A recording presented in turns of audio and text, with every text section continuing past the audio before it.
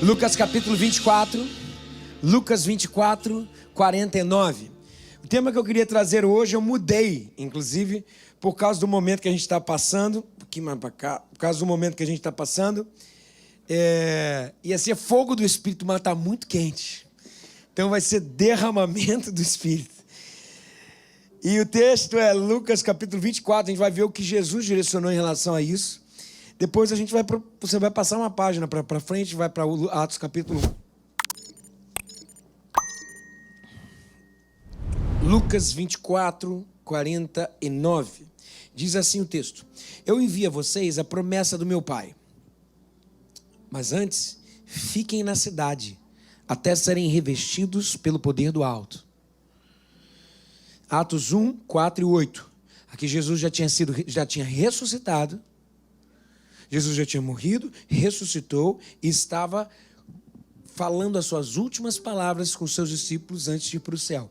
Jesus ficou 40 dias com seus discípulos, provavelmente, por volta de 40 dias, com seus discípulos antes de voltar aos céus. Atos capítulo 1. Vamos ler, peraí.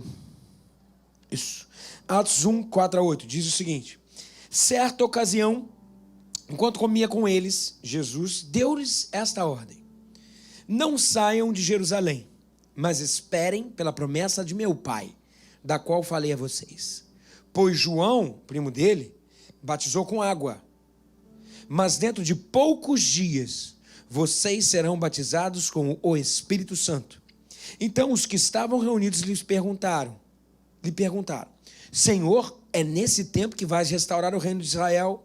Ele lhe respondeu: Não compete a vocês saber os tempos ou as datas que o Pai estabeleceu pela sua própria autoridade.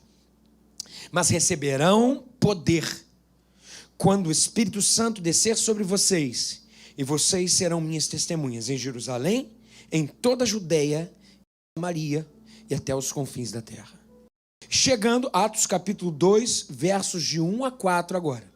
Agora vem o momento da descida do poder, da descida no Pentecostes, o poder de Deus, o Espírito Santo desceu sobre o povo. E aqui diz assim: Chegando o dia de Pentecostes, estavam todos reunidos num só lugar.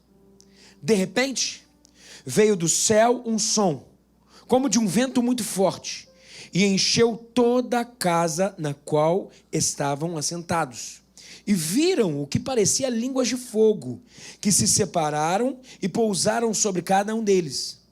Todos ficaram cheios do Espírito Santo e começaram a falar noutras línguas, conforme o Espírito os capacitava. Versículo 11. Tanto judeus como convertidos ao judaísmo, cretenses e árabes, nós os ouvimos declarar as maravilhas de Deus em nossa própria língua. Nós acabamos de relatar o acontecimento mais importante do cristianismo depois da morte e da ressurreição de Jesus. Foi o momento em que nessa festa judaica, o Pentecostes, o Espírito Santo veio e desceu e habitou no povo. Nós acabamos, nos cristãos, nós acabamos de ler o momento na história quando Deus muda de endereço. Deus aqui mudou de endereço. Ele antes estava no céu, ele antes vinha sazonalmente em profetas no Antigo Testamento, habitava no Santo dos Santos, numa parte do templo. Nesse momento da história que nós acabamos de ler, Deus muda de endereço. Para onde? Para mim e para a sua vida. Para todos aqueles que disseram sim para Jesus. O derramamento do Espírito, ele traz poder. E acontece exatamente porque os discípulos obedecem à orientação de Jesus. Qual foi a orientação de Jesus? Permanecei na cidade de Jerusalém até que do alto vocês sejam revestidos de poder. E aqui a gente aprende algo muito importante. Porque o texto fala: depois que vocês forem revestidos de poder, vocês vão ser minhas testemunhas, tanto em Jerusalém, quanto em Judeia, quanto em Samaria e até os confins da terra. E nós aprendemos algo importante aqui. Que antes de enviar a igreja ao mundo, Jesus Cristo envia o Espírito Santo à igreja. E essa ordem não pode ser invertida. Tem gente que quer fazer a obra de Deus sem ser revestido do Espírito. Tem gente que vai para a internet falar sobre Deus, até fala bem, é bacana, tem milhões de seguidores. Só que de verdade, antes do público tem um secreto. Antes do público tem um enchimento. E essa ordem não pode ser invertida. E o que aconteceu naquele dia de Pentecostes? A primeira coisa que eu destaco é que aconteceu uma experiência pessoal de enchimento do Espírito Santo. Versículo 4 do capítulo 2 de Atos fala: todos ficaram cheios do Espírito. Agora observem algo. Aqueles discípulos que estavam no cenáculo, aguardando durante 40 dias, amedrontados, com medo dos judeus, aguardavam 40 dias esse revestimento do poder, como Jesus prometeu, o Espírito Santo vir e encher eles. Esse povo, esses discípulos, já eram cristãos. Eram ou não eram? Já eram crentes, já eram salvos. Consequentemente, o que eles já tinham dentro deles? Eles já tinham o Espírito Santo de Deus. Isso não sou eu que falo. Biblicamente, isso é pontuado. A Bíblia diz, a Bíblia é categórica em afirmar que ninguém pode ser crente, a não ser que tenha nascido de novo, da água e do Espírito. Os discípulos eram com certeza detentores do Espírito. Lembra que antes de ir aos céus, Jesus apareceu para os seus discípulos e soprou sobre eles o Espírito Santo. E disse: paz estejam convosco. Ou seja, eles já tinham o Espírito Santo. E aqui a gente tem um princípio muito importante que a gente precisa destacar. Eles tinham o Espírito Santo, mas eles não estavam cheios do Espírito Santo. Uma coisa é ter o Espírito Santo como presente. Outra coisa é ter o Espírito Santo como presidente. Vou repetir. Uma coisa é ter o Espírito Santo como presente. Ele está lá. Outra coisa é ter o Espírito Santo como presidente. Uma coisa é ter o Espírito Santo em nós. Outra coisa é ser cheio do Espírito Santo. É ser revestido pelo Espírito Santo. E eu preciso te perguntar algo essa manhã. Você que está aqui, que é salvo, que já foi lavado pelo sangue de Jesus, que tem o seu nome escrito no livro da vida, você está cheio do Espírito Santo. Há evidências na sua vida que comprovam que o Espírito Santo é presidente na sua vida e não presente. Porque tem muito crente, como disse minha mãe, que vai chegar no céu com cheiro de churrasco. O que ela quer dizer com isso? Tem gente que aceita Jesus só porque tem medo do inferno. Gente, isso é ser mendigo. Se não existisse céu e inferno, esquece esse negócio todo. Você mesmo assim serviria a Cristo? Uma coisa é ter o Espírito, outra coisa é estar cheio do Espírito. Lembrando que salvação não é um ticket que você vai usar depois que você morrer não, para ir para o céu. Salvação começa agora. João Batista, como a gente acabou de falar, Jesus falou sobre João, primo. João Batista duvidou que Jesus era o Messias, mandou os seus discípulos ir até a Jesus para perguntar: é você o Messias mesmo que foi anunciado? Jesus não respondeu aos discípulos. Jesus curou alguns enfermos naquele momento.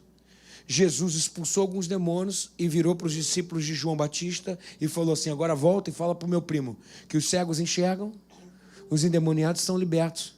E é chegado o reino de Deus. É chegado, não vai chegar.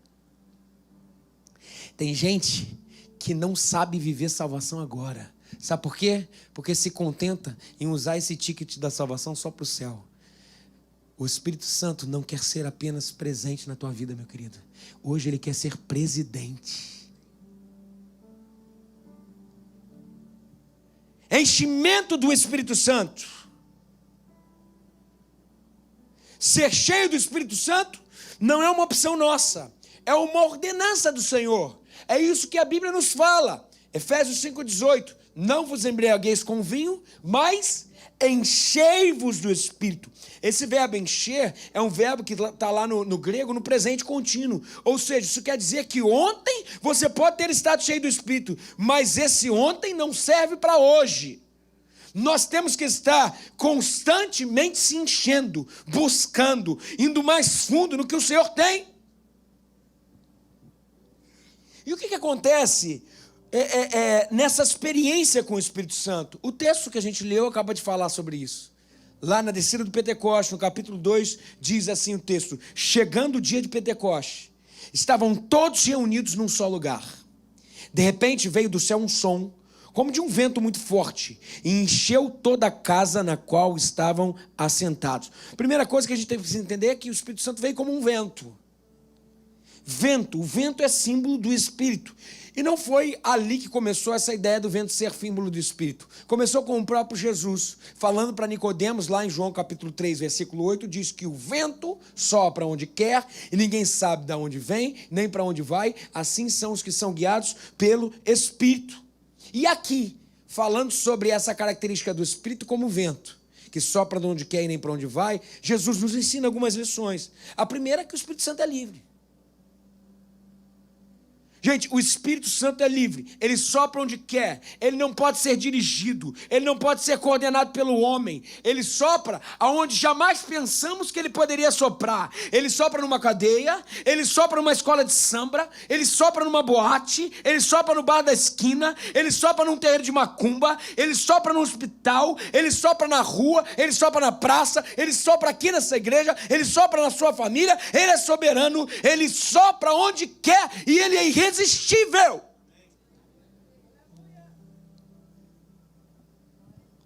Não dá para aprisionar, não dá para deter nos nossos limites, não dá para entender que a cultura que nós temos de experiência com Deus vai dizer quem Deus é. Esse é o maior problema, porque nós experimentamos Deus e nós construímos a experiência como se fosse sinônimo de Deus. E quando a gente diz que a experiência, a forma pela qual nós experimentamos Deus é Deus, nós estamos dizendo que se Deus agir de outra forma, não é Deus. E quando Deus age de outra forma que não é Deus, a gente fala: isso aí não é Deus não, isso aí é emocionalismo.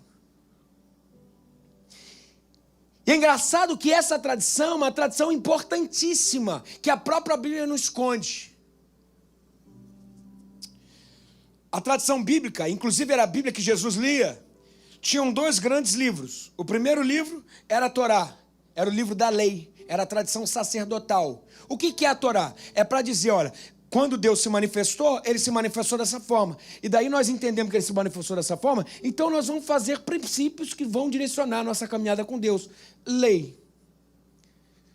Só que a tradição sacerdotal é a tradição que organiza. Mas não se esqueçam que o Espírito é o quê? Livre. O Espírito é vento, que sopra aqui de uma forma e daqui a pouco sopra de outra forma. Para isso existiu a tradição profética no Antigo Testamento. Os profetas eram aqueles que olhavam e botavam a cara no pastor e no rei e falavam: você está errado, porque você está usando a lei de Deus em benefício próprio. E o profeta briga com o pastor. E o pastor briga com o profeta. E isso aconteceu o tempo inteiro. Sabe por quê? Porque o pastor, ele é responsável por organizar. Mas o vento sopra onde quer. E de vez em quando o Espírito age, bagunça. Quando eu estou falando aqui na figura de um sacerdote e de um pastor, eu estou aqui dando um tiro no meu pé e dizendo um negócio para todos nós. Gente, de vez em quando o Espírito vai bagunçar. E quando o Espírito bagunçar, não sou eu nem você que vão parar a ação do Espírito Santo. Não extingais o Espírito.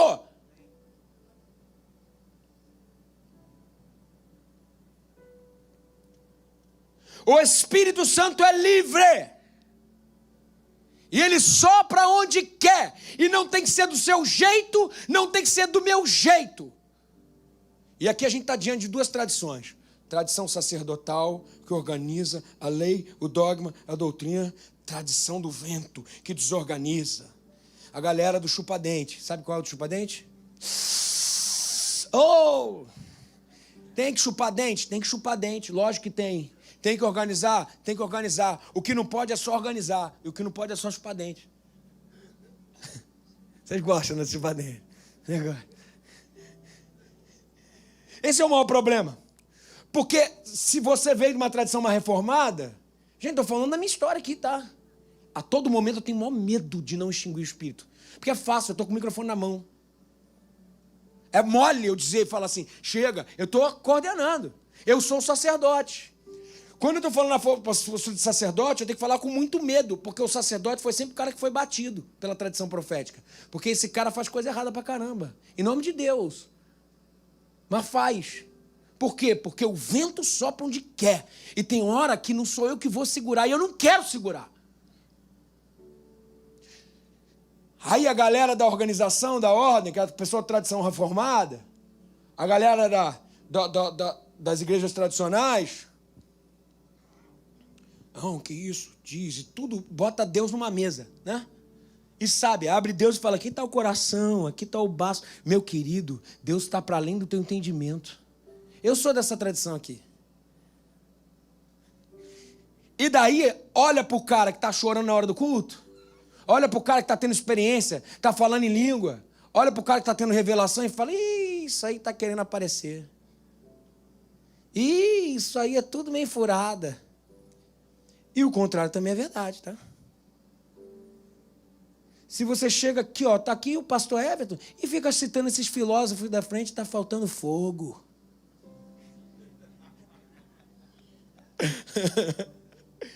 Vocês estão percebendo, gente? Olha só, não é esse cara que está certo, nem esse cara que está certo. Bota as duas mãos juntas, é o que a gente quer. Gente, olha só. Se a gente entender que o Espírito não se atém às nossas falsas percepções de experiências pregressas que nós tivemos, a gente sempre vai eleger a experiência ao próprio Deus e vai fazer da experiência um Deus. E isso é idolatria. O vento sopra onde quer. E eu vou falar um negócio para vocês. Deixa eu falar um negócio para vocês aqui. Eu sei que porque eu falo esse negócio de filósofo, que eu venho com não sei o que e tudo mais, eu atraio gente assim. Eu atraio gente que quer pensar. Eu atraio gente, de repente, de uma tradição mais dogmática. Mas deixa eu falar um negócio. O Evangelho de Jesus não é letra. O Evangelho de Jesus é poder de Deus para a transformação do homem. O que isso quer dizer? Que isso aqui é importante, mas é um segundo momento. A gente joga isso tudo fora. Eu acho de verdade que nós precisamos experimentar o poder de Deus. Experimentar o poder de Deus. A gente experimenta, dá sentido para experimentar. É isso que a teologia fala. O problema é que a gente fica no sentido. E daí a gente dá sentido e a gente faz do sentido Deus. E daí se Deus fizer diferente, não, Deus não pode não. Porque Deus é isso aqui. Deus não é isso, rapaz. Deus, ele é o totalmente outro. É aquilo que você não pode explicar. Um Deus que se explica tudo não é grande coisa. Nós precisamos do enchimento do Espírito Santo de Deus, do vento soprando, do jeito que Ele quer, da forma que Ele quer. E o texto continua dizendo, versículo 3, e viram o que parecia línguas de fogo, que se separaram e pousaram sobre cada um deles. Agora note, vocês que a experiência com o Espírito Santo, tudo bem, ela não é coletiva. A experiência com o Espírito Santo é particular. Cada fogo pousou sobre uma cabeça. Não é plural, é individual. Não é para a igreja, é para mim e para você. Não é para o seu pai, é para você. Não é para a sua história, é para você. Não é do teu jeito, é para você. Não é do jeito da comunidade, é o seu jeito. Certa vez chegaram para João Batista e perguntaram se João Batista, o primo de Jesus, era o Messias. Ele é o Messias? João, você é o Messias? Aí João respondeu para aquele povo e falava assim, não, eu só sou o cara que prepara. Eu batizo com água, João falou. Mas aquele que vier depois de mim, falando sobre Jesus, é mais poderoso do que eu. E ele vos batizará com o Espírito Santo e com fogo. O batismo de Jesus é batismo de fogo. Vamos cantar depois. Deixa queimar, deixa queimar. O batismo de Jesus, pô, meu irmão, dá tão calor do caramba. Queimar mais. O batismo de Jesus é batismo de fogo, é batismo de fogo. O Espírito Santo nos enche com fogo, não tem como. Esse é o caminho de qualquer cristão. Edwin Orr, um dos avivalistas mais importantes do período moderno, ele foi um dos grandes pregadores. Uma certa vez ele pregava para uma grande multidão, ele chamou 2 pastores à frente para fazer uma ilustração. Ele chamou um pastor de uma linha aspersiva e de uma linha imersiva. O que é aspersão e imersão? Aspersão é você batiza só jogando água na cabeça. E imersão é você batiza com o corpo todo dentro d'água. Trocando em miúdos, chamou um presbiteriano e um batista. Olha que constrangimento que ele causou. Ele chegou e perguntou assim para os caras, ele perguntou assim: qual de vocês usa mais água no batismo? Na frente de todo mundo. Aí ficou aquele climão no ar, sabe aquele climão assim que ninguém... O cara mandou mal pra caramba. E com aquele clima no ar. Aí depois, antes que ficasse horrível, ele respondeu. E aí ele foi certinho, no lugar certo, sabe? Aí ele disse: não importa a quantidade de água que vocês usam no batismo, se o interior de vocês continuar seco. Nós precisamos de um batismo de fogo, gente. Porque só o fogo pode entrar pelas nossas entranhas e nos purificar e nos avivar para sermos mais parecidos com Deus. Existem 2 características que o fogo tem. Ou ele se alastra ou ele apaga. Ele não consegue ficar no mesmo lugar. Porque o fato dele se alastrar quer dizer que ele conseguiu mais combustível para alimentar o fogo. Num campo de futebol, ele se alastra pela grama, que é combustível. Se isolar, se não tiver combustível, ele apaga. Ou seja, ou ele cresce o fogo, ou ele diminui. E por isso que o apóstolo Paulo diz para Timóteo, o seu discípulo amado, seu jovem, dizendo para um jovem pastor, ele disse assim: Timóteo, reaviva o dom que há em ti. É mais ou menos assim que ele está falando. Ô Timóteo, se aquece. Acenda essa brasa. Aqueça o fogo. Nós precisamos desse fogo do Espírito Santo de Deus que aquece, que inflama, que purifica e que alastra para a glória de Deus.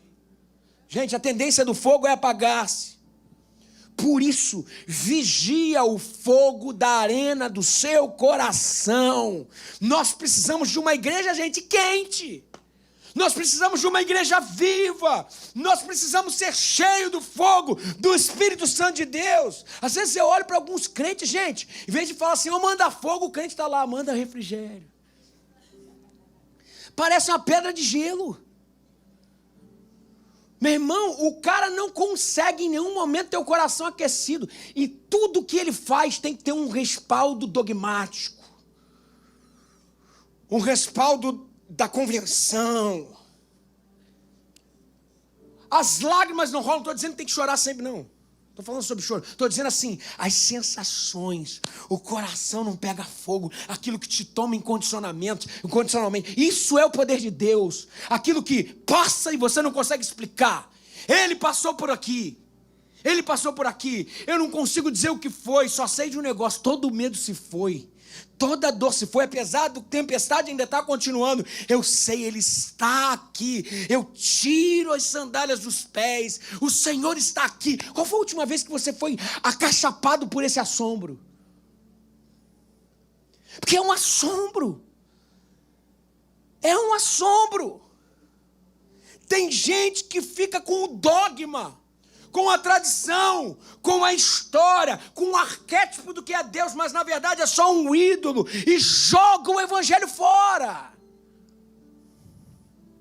O crente precisa ter fogo no coração, o crente precisa ter fervor no coração, o crente precisa ter entusiasmo, paixão, alegria, paixão pela glória de Deus, paixão pelas almas. Nós precisamos de língua como de fogo. Não basta você arrumar a lenha, não basta você colocar a oferta, é preciso que o fogo venha e consuma a sua oferta. E assim toda a igreja cai de joelhos e se prostra diante do Senhor e diz: só o Senhor é Deus, só o Senhor é Deus, só o Senhor é Deus. Primeiro passo, então, eu falei sobre a plenitude do Espírito Santo. É uma ordenança do Senhor. mais do que o espírito presente, ele quer ser presidente. Agora eu quero falar sobre o revestimento de poder, que é exatamente isso que Jesus prometeu à igreja, lá em Atos capítulo 1. Observem vocês, não saiam de Jerusalém, Jesus está falando, mas esperem pela promessa do meu Pai, da qual falei a vocês, pois João batizou com água, João, primo dele, Batista, mas dentro de poucos dias, vocês serão batizados com o Espírito Santo. Então os que estavam reunidos lhe perguntaram: Senhor, é nesse tempo que vais restaurar o reino de Israel? Ele lhes respondeu: não compete a vocês saber os tempos ou as datas que o Pai estabeleceu pela sua própria autoridade, mas receberão poder quando o Espírito Santo descer sobre vocês, e serão minhas testemunhas em Jerusalém, em toda a Judeia, em Samaria e até os confins da terra. Essa experiência de revestimento de poder que Jesus prometeu me fez chegar, o texto me falou, me fez chegar às seguintes conclusões. A primeira é que não há cristianismo sem poder. Não há cristianismo sem poder. Sabe por quê? Porque o evangelho é o poder de Deus para a transformação do homem, assim diz a Bíblia. Sabe, o Espírito Santo é espírito de poder. O apóstolo Paulo, falando para o seu discípulo Timóteo, 2 Timóteo capítulo 1, versículo 7, diz o seguinte: Deus não nos deu um espírito de covardia, mas um espírito de poder. Da mesma forma, Paulo fala para a igreja de Corinto, lá em 1 Coríntios capítulo 4, versículo 20, dizendo assim: porque o reino de Deus não consiste em palavras, mas em poder de Deus, para a transformação do homem. Então, não há cristianismo sem poder e não deveria existir cristão sem poder. Se não há cristianismo sem poder, não deveria existir crente sem poder. Mas a pergunta que eu te faço é: estamos revestidos desse poder? Estamos revestidos desse poder? Observe, o próprio Jesus, sendo Deus, o Filho de Deus, ele não abriu mão desse poder para começar o seu ministério. Jesus foi ser batizado pelo seu primo João, ali o poder de Deus o revestiu. A pomba desceu do céu, o próprio Deus falou: esse é o meu filho amado em quem eu tenho prazer. Ele saiu dali cheio do poder de Deus. Saiu dali e foi direto para o deserto para lutar contra o diabo. Foi tentado 3 vezes, resistiu e saiu do terreno do inimigo vitorioso. E aqui nós aprendemos algo, que antes de ganharmos as astutas ciladas de Satanás, nós só temos como fazer isso se formos revestidos de poder. E ele sai do deserto vitorioso. Eu gosto muito dessa história, porque ele sai do deserto, ele começa o seu ministério se revestindo de poder. Foi o primeiro ato do seu ministério. Revestiu de poder no batismo. Depois ele sai, e depois daquilo ali, ele começou o ministério. Tu sai dali, vai direto, o diabo está te esperando, não tem jeito. Mas com o revestimento de poder, aquilo tudo foi refeito, foi ressignificado, o diabo saiu perdedor. A partir dali, depois dele lutar e ser vencedor por causa do revestimento de poder com Satanás, ele vai em direção a Nazaré. Nazaré era a sua base local. Ele chega em Nazaré, ele faz como qualquer outro judeu. Ele vai para uma sinagoga, e na sinagoga a liturgia era bem parecida. Tinha os momentos de louvores que a gente tem agora, né? Tinha os momentos de louvores. Depois dos momentos de louvor, alguém abria um livro da Bíblia, e aí ele poderia abrir 2 possibilidades. A Bíblia que Jesus lia era a tradição sacerdotal, a Torá, Gênesis, Levítico, Número, Deuteronômio, e os profetas. Ele foi abrir de forma categórica e cirúrgica. Abre no livro do profeta Isaías, numa profecia messiânica, que dizia que o Messias estava chegado, e ele leu diante da congregação. Ele disse assim: o Espírito do Senhor está sobre mim, e ele me ungiu para pregar boas novas aos quebrantados e para libertar os cativos e curar os enfermos. Ele estava revestido com o poder do Espírito. Coisa linda. Agora observem, gente, Jesus, sendo filho de Deus, não abriu mão desse poder. E por que eu e você muitas vezes abrimos? Por que eu e você muitas vezes nos contentamos em apenas ter o Espírito, mas não ter o transportamento dele? Se o próprio Filho de Deus não abriu mão disso, pessoal, isso não é opcional para cumprirmos a missão que Deus tem para todos nós. Nós precisamos passar pelo fogo. Lucas capítulo 4, versículo 29. Jesus falou: permanecei na cidade até que vocês sejam revestidos pelo poder, mas recebereis poder quando descer sobre vós o Espírito Santo de Deus. E aqui isso aqui me leva a outra pergunta. A pergunta que isso aqui me leva é: receber poder para quê? Para chupar dente? Vocês não vão esquecer mais, né? Chupar dente é bom, gente.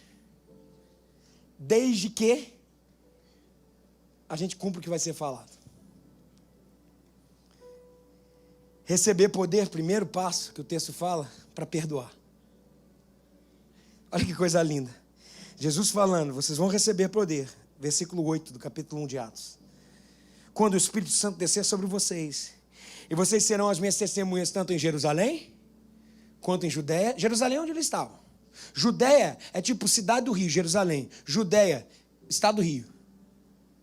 Povo dele. Jerusalém, Judéia, e depois eles falaram o quê? Samaria. Mas peraí, Samaria, é isso mesmo? Vamos tentar lembrar o que acontecia com o judeu e samaritano? 45 dias atrás, mais ou menos. 43 dias atrás. Jesus estava indo em direção a Jerusalém para ser crucificado. Ele tinha que passar por Samaria, que entre Galileia e Judéia, Galileia era onde Jesus morava, Judéia onde ele foi crucificado, tinha no meio do caminho Samaria, e os samaritanos eram inimigos dos judeus. Quando Jesus foi passar por Samaria junto com os seus discípulos, ele foi impedido de passar, não deixaram ele passar não. Judeu não passa aqui. Sabe o que João fez? Aí foi muito legal, porque João e Tiago, irmãos, chegaram e viraram para Jesus e falaram: Jesus, não deixaram a gente entrar, você viu? Jesus falou: vi. Você quer que a gente ore a Deus Pai e peça para mandar fogo nesse pessoal aqui? Só que não era fogo do Senhor não, era fogo estranho. Você quer que a gente peça? Jesus deve ter olhado para ele e falado: cara, vocês estão 3 anos comigo, não entendendo nada. É isso mesmo. Aí o que acontece? Jesus vai para Jerusalém, Jesus é crucificado, depois de 3 dias Jesus ressuscita, depois que ele ressuscita ele fica 40 dias com os seus discípulos, depois de ficar 40 dias com os seus discípulos, aí acontece algo, Jesus falou assim: olha, espera um pouquinho, vocês vão receber poder, mas depois de receber poder, vocês vão ter que ser testemunha nessa ordem, vocês estão em Jerusalém, vocês vão sair de Jerusalém. Vocês vão para a Judéia, vão para a Judéia, porque é tudo nosso povo. Mas, primeira pessoa, depois da nossa galera, sabe para onde vocês vão? Para Samaria. Olha que coisa bonita. Para Samaria. Vocês vão ser meu testemunho aonde? Naqueles que vocês quiseram dar fogo. Aí acontece a ironia ainda mais legal, porque quem vai para lá é Filipe. Filipe chega lá, faz milagre e tal, não sei o que, foi uma maravilha, o povo aceita e tal. Só que eles não tinham recebido o revestimento de poder com o Espírito. Chuta quem foi para lá para orar pelo povo. João. Aquele que falou: manda fogo. Agora ele que precisava orar por um outro fogo. Isso aqui para mim é de uma ironia tão maravilhosa, sabe? Aquele que dias antes estava dizendo: Senhor, quer que a gente destrua Samaria? Quer que a gente destrua? Agora, dias depois de ser enchido com o Espírito, ele está orando e dizendo: Senhor, manda o Espírito Santo sobre os samaritanos. A gente aprende um negócio aqui. A gente precisa de revestimento de poder para perdoar. Porque perdão é sobrenatural, gente. Perdão não é justiça. Perdão é sobrenatural. A gente precisa de revestimento do Senhor, sabe? Para perdoar aqueles que um dia a gente queria que eles morressem. Porque sem perdão, sem poder não tem perdão. Sem poder tem a mágoa. Sem poder tem ranço, tem divisão. Sem poder tem separação. Mas quando o Espírito Santo vem, ele quebra as barreiras, derruba as mágoas, derruba os sentimentos. Você se reconcilia, você ama, você abençoa, você ora. Você quer que as pessoas sejam salvas, sejam alcançadas pela plenitude do Espírito Santo que um dia encheu a sua vida. Nós precisamos de poder do Espírito Santo de Deus para perdoar. Não conseguimos isso pelas vias naturais. Nós só conseguimos isso pela via do sobrenatural. Primeiro eu me encho do Senhor, depois eu perdoo, porque aquele que foi perdoado não tem problema em perdoar.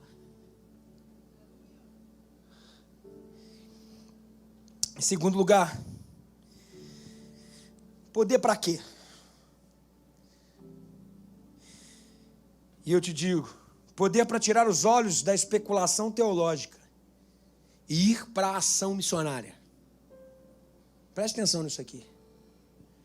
Quando Jesus falou sobre poder com seus discípulos, eles entraram com uma pergunta teológica. Vai descer poder sobre vocês. Daí os caras perguntaram, em vez de os caras falar, pô, que legal, vamos buscar o Senhor. Sabe o que ele fez? Os discípulos perguntaram, beleza, mas quando que você vai restaurar o reino de Israel? Era uma pergunta teológica, porque o Messias viria para restaurar o reino de Israel. Jesus falou, vocês não estão entendendo nada, eu estou falando de poder de Deus, é algo muito maior. E vocês estão discutindo teologia. Muitas vezes eu olho o que fazemos dentro da nossa igreja e vejo que a gente gasta muito tempo e esforço em discussão teológica, em doutrina, em jeito certo do que fazer e de como fazer, sendo que nós negligenciamos o ID. Preste atenção nisso, o que eu vou falar. O que é avivamento? Avivamento é poder, que a gente acabou de ver. Avivamento é poder de Deus para testemunhar. Avivamento é aquilo que nos toca em condicionamento e faz a gente olhar para o mundo e falar assim, como que eu posso transbordar isso tudo para o mundo?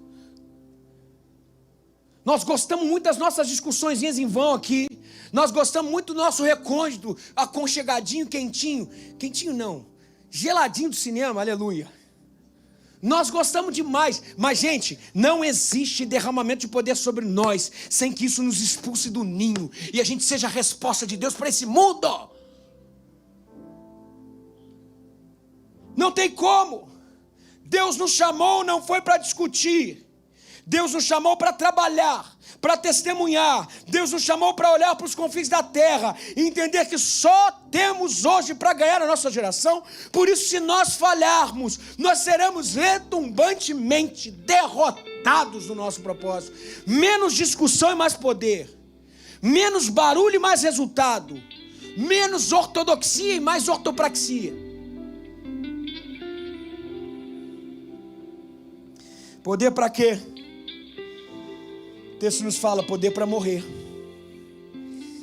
Atos 1:8 diz, mas recebereis a virtude do Espírito Santo, que há de vir sobre nós, e ser-me-eis minhas testemunhas. Testemunha no grego é da mesma raiz de Marte. Ou seja, o que Jesus está falando é o seguinte, vocês vão morrer. Sabe por quê? Porque se eles falam que Jesus Cristo é o Senhor, eles estão destronando César, que era o Senhor. César era o Império Romano. Quando eles chegavam e falavam só Jesus Cristo é o Senhor, eles estavam sendo um subversivo contra o governo. Eles falavam assim, César não é o Senhor. Eles iriam morrer. Se vamos ser testemunha, nós temos que estar dispostos a ir às últimas consequências. E eu te pergunto sobre o seu evangelho. O que custa você ser um cristão hoje? Ah, não, isso me custa, eu preciso estar sendo sempre amado. Eu preciso sempre estar sendo tem que ter talquinho, pumps. Se for, fala um pior aí. É pumps? Eu falei certo. Quê? Tem que ter hipoglós, nada de remédio genérico. Aí a gente fica, se não tiver um elogio, se não tiver um reconhecimento, se não falar, a gente faz os negócios errados, de vez em quando a gente fica, querido. Hoje ser crente é muito fácil. Mas a gente esquece que o evangelho tem cruz. Jesus falou sobre isso. Se você quiser vir após mim, negue a sua cruz. Negue a si mesmo, toma a sua cruz e me siga. Evangelho tem cruz, a porta só continua estreita ainda. Não tem como, a porta continua estreita. Se você está pronto para morrer, se você não está pronto para morrer, você não está pronto para viver. E aqui eu quero contar alguma coisa que aconteceu comigo. Aconteceu comigo uns 2 meses atrás. Eu estava fazendo meu Cooper, porque eu estava no meu momento fitness. Tudo bem que agora eu estou de férias, agora deu ruim, né? Eu fiquei de férias. Você viu que eu vim até com a roupa um pouquinho mais larga hoje? Porque a chapa tá quente. Eu estava fazendo meu Cooper lá, estava dando minha corrida. Daqui a pouco, gente, pensa assim, uns 15 metros assim na minha frente, um cara apontou a arma pro outro e largou o aço. Daqui a pouco começou um tiroteio, meu irmão. Um tiroteio. Eu estava em frente a uma clínica da família. Eu me joguei para dentro da clínica da família. Aí eu cheguei na clínica da família, mó tiroteio, galera. Mó tiroteio. E eu escondi, daqui a pouco parou o tiroteio, eu levantei. Quando eu levantei, aí o cara que eles queriam matar, não mataram. Ele entrou pra clínica da família, todo ensanguentado. Quando o cara entrou pra clínica da família, os traficantes cercaram a clínica da família e fizeram a gente de alvo. Eu tava num espacinho assim, desse tamanhozinho assim, ó. Se jogou uns 10, 15 lá dentro assim. A gente se jogou. Só que a parede era muito fina, a gente escutava os bandidos falando atrás. E o tiro rolando, comendo pra cima da gente. Daqui a pouco a menina falou: ai, meu filho tá lá fora. Imagina a mãe com o filho lá fora. Você tá maluco? A minha mãe velhinha tá lá fora. Daí, nessa hora todo mundo vira crente, né? Daí eu cheguei e falei assim: vamos orar! Daí eu comecei a orar, começou. Mas daí aquele negócio do teólogo, que a cabeça não para de funcionar, sabe? Eu comecei a fazer teologia ali naquele momento. Daí eu falei assim, no meio do tiroteio, depois eu saí, depois eu conto a história no final, não tenho tempo pra isso. Mas deu certo, porque eu tô aqui, né? Cara, começaram a tirar, no final quando eu saí, os canos tudo vazando, sabe? E depois eu conto. Mas enquanto não dá por causa do tempo, Ei, povo fofoqueiro. Brincadeira, meu irmão, brincadeira. Deixa eu falar, por causa do tempo, gente, me desculpa. O tempo sempre é um problema pra mim. Daí eu tava lá, daqui a pouco duas coisas me vieram na minha cabeça. A primeira coisa que me veio à cabeça foi o seguinte: a nossa vida é um vapor, né? É o que Salomão falou. A gente tá aqui um dia, no outro não tá. É simples. E a segunda coisa que me veio à cabeça é que eu quero compartilhar com vocês. A segunda coisa que me veio à cabeça é o seguinte: caramba, eu tô pronto para morrer. Eu tô pronto para... Daí eu fiz só um pedido para Deus. Falei: Deus, se eu vou morrer agora, só não deixa doer. Porque, morrer com dor é muito ruim, né? Deve ser, né? Se vocês estão aqui, vocês não sabem. Aí eu aprendi um negócio que é exatamente sobre isso que Jesus está falando. Se a gente não está preparado para morrer por Ele, a gente não está preparado para viver por Ele. A gente não está preparado. Se você não está pronto para morrer por Ele, você ainda não está pronto para viver por Ele. E qual é a pergunta que eu faço? Qual é a causa que leva você a dar sua vida hoje? O que é que faz brilhar seus olhos? O que enche o seu peito de entusiasmo? Para que você existe? A não ser que a gente não tenha disposição de dar a nossa vida pelo Evangelho, nós não teremos vivido a vida de forma digna. Em nada tenho a minha vida por preciosa, contanto que cumpra a carreira que me foi estabelecida. Meu querido, nada faz sentido se não vivermos para o que é eterno. Poder do Espírito Santo para quê? Para falar de Cristo sem medo e para falar de Cristo sem vergonha. Atos capítulo 1, versículo 8 diz: mas receberão poder quando o Espírito Santo descer sobre vocês, e serão minhas testemunhas em Jerusalém, em toda a Judéia e Samaria e até os confins da terra. Esses caras ficaram 40 dias. Só baixa só um pouquinho, por favor. Esses caras ficavam 40 dias com medo dos judeus. Tinham medo deles pegarem, deles matarem eles. Medo. Quando o Espírito Santo desceu, eles tiveram a consciência de que o Espírito Santo estava neles. Sabe o que eles fizeram a partir dali? Eles foram e conquistaram o mundo para o Senhor. Alguma coisa aconteceu. O medo e a proclamação foram... A falta de proclamação, de testemunho, foram embora. O poder de Deus faz com que o medo e a nossa vergonha de proclamar o Evangelho vá embora.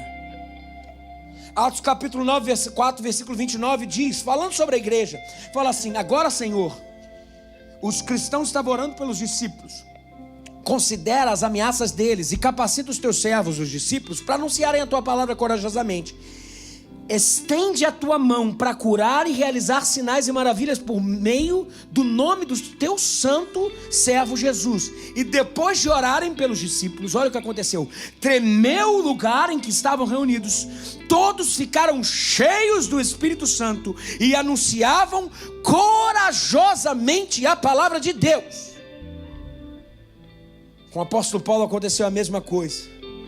Atos 9, então Ananias entrou na casa, pôs as mãos sobre Saulo e disse: irmão Saulo, o Senhor Jesus, que apareceu no caminho por onde você vinha, enviou-me para que você volte a ver e seja cheio do Espírito Santo. Olha o que acontece: imediatamente algo como escamas caiu dos olhos de Saulo e ele passou a ver novamente. Levantando-se, foi batizado e depois de comer recuperou as forças. A partir dali, Saulo passou vários dias com os discípulos em Damasco. Logo começou a pregar nas sinagogas que Jesus era o Filho de Deus. Todos os que o ouviam ficavam perplexos e perguntavam: não é ele o homem que procurava destruir em Jerusalém aqueles que invocavam esse nome? E não veio para cá justamente para levá-los presos aos chefes dos sacerdotes? Todavia, Saulo se fortalecia cada vez mais e confundia os judeus que viviam em Damasco, demonstrando que Jesus Cristo é o Rei dos Reis. Sem medo pregava e testemunhava. O poder do Espírito sempre gera frutos. Testemunho destemido. A pregação do Evangelho como alvo de vida. E aí eu preciso fazer uma pergunta para mim e para você hoje. Será que você é destemido para pregar o Evangelho? Será que você é destemido para dizer sim porque Deus tem para a tua vida? Por que você não diz sim para abrir uma célula? Por que você não diz sim para começar um alfa? Por que você não diz sim para cuidar de pessoas? Ah não, pastor, sabe o que vai acontecer? Pô, meu sofá, cara, vai estragar meu sofá. Ei, povoar o céu é muito mais importante, o sofá vai ficar aí, pô.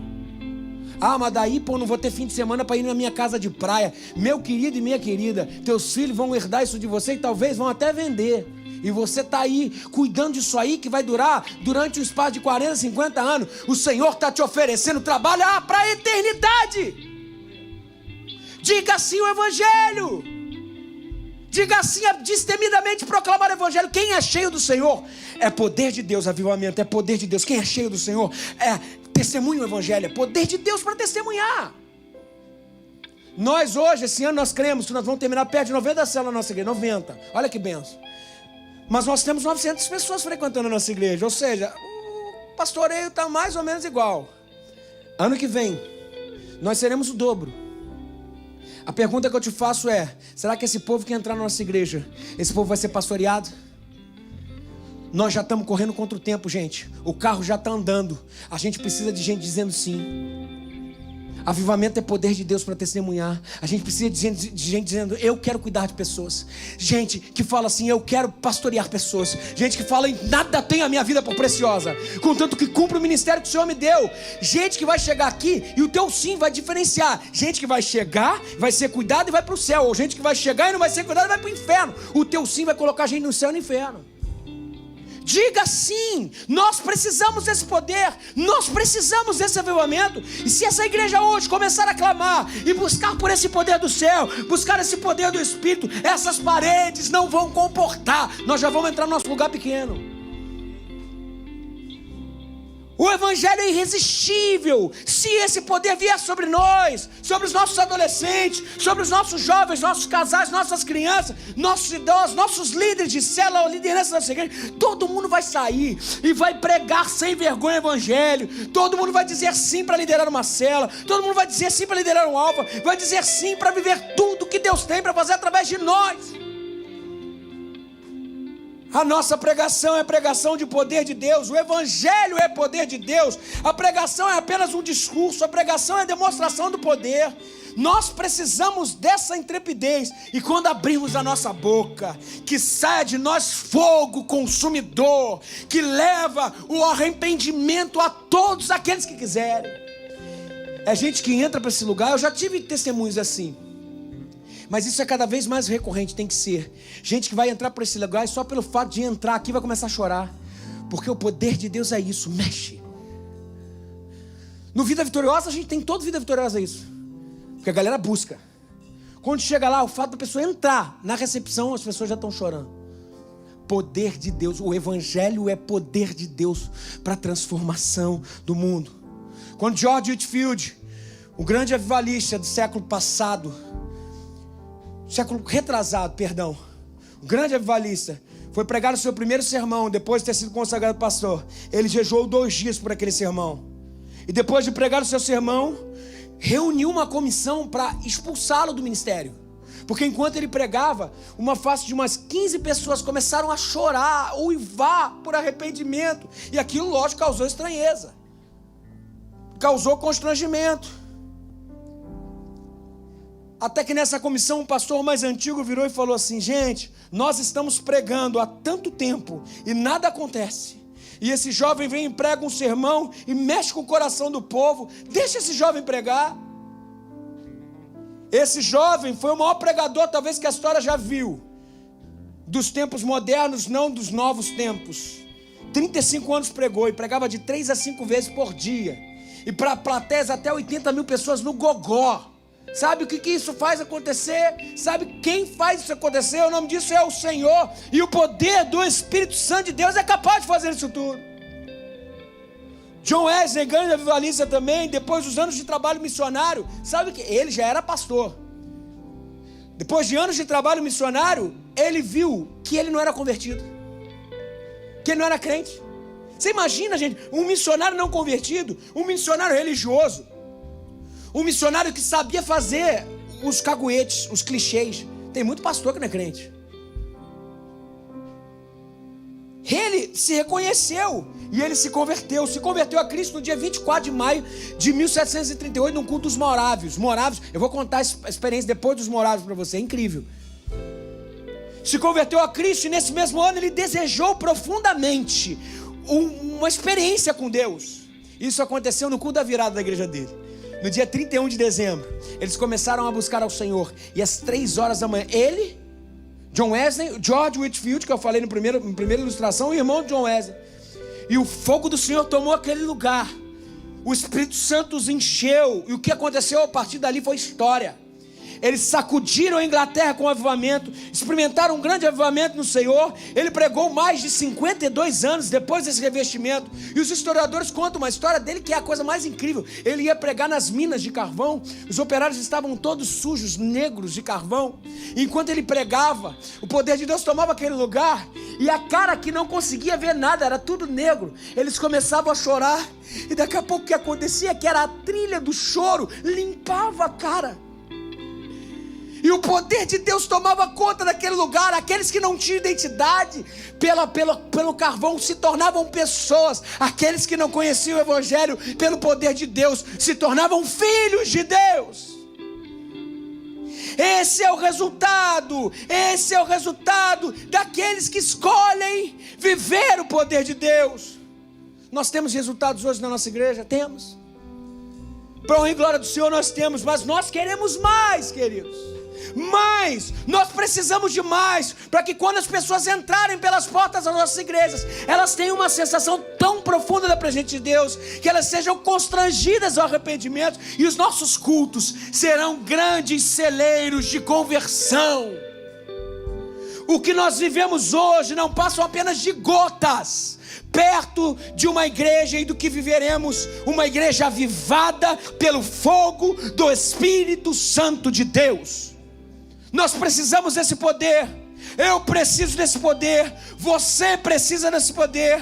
Se nós não estamos cheios desse poder, não é por falta de poder, é porque nós não estamos buscando esse poder. Nós não estamos preparando o caminho do Senhor para que Ele se manifeste. Nós ainda não estamos nós estamos negligenciando a perseverança dessa busca, até que esse poder venha sobre nós e nos revista com autoridade.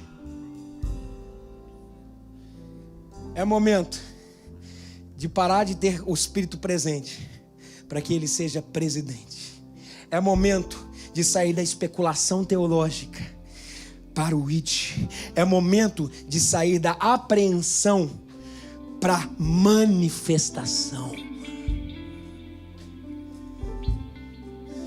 Baixe sua cabeça, feche seus olhos. Queria que você, como cristão, agora pedisse revestimento de poder. E eu também queria direcionar esse apelo a você que está aqui e hoje escutou a palavra do Senhor e quer começar uma vida nova com Cristo. Se esse é o seu caso hoje, entregar a sua vida ao Senhor, começar uma vida nova com Ele, queria que você repetisse essa oração comigo agora. Diga assim: Senhor Jesus, sou falho.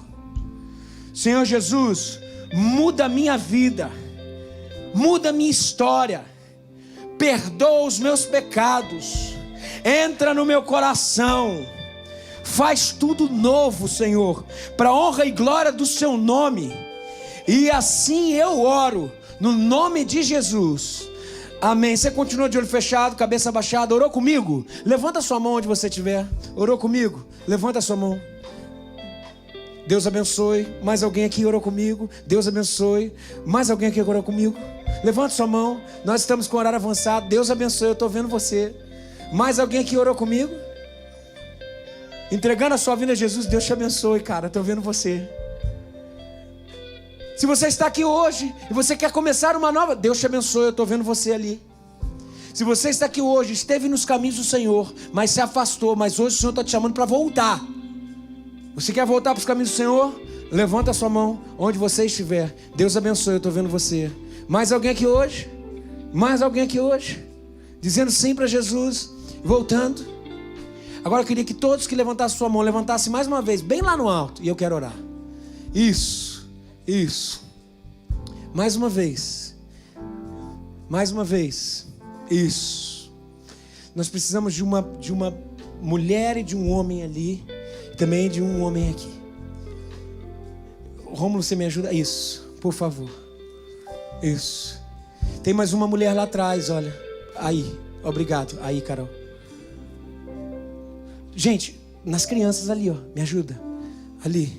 Também tem uma ali, ó, com uma menina. Yasmin, você vai lá pra mim, por favor. Isso. Ali, ó. Eu queria que toda a igreja ficasse de pé. Nós já estamos terminando. Toda a igreja. E a gente estendesse a mão sobre essas pessoas. Vamos orar? Senhor Jesus, esse povo é seu. Nós dedicamos esse povo a Ti. Senhor Jesus, encha-os de forma sobrenatural. Eles disseram sim para Ti. Senhor Jesus, que eles sejam plenamente, Senhor, impactados por um evangelho não de fala, de teologia, mas um evangelho de poder, porque o evangelho é poder de Deus para a transformação do homem. Senhor, nós não sabemos o que eles têm passado, o Senhor sabe. Por isso, Senhor, vem em qualquer escuridão, qualquer lugar que não tenha luz, e que Tu que és a luz do mundo, entre e areje os espaços que estão na escuridão. Senhor Jesus, eu venho te pedir agora, Senhor, pela nossa igreja. Nós somos a igreja que é uma salada de fruta, gente de tudo quanto é tradição, ultrapentecostal, pentecostal, renovada, reformada, gente muito tradicional, gente extremamente do reteté.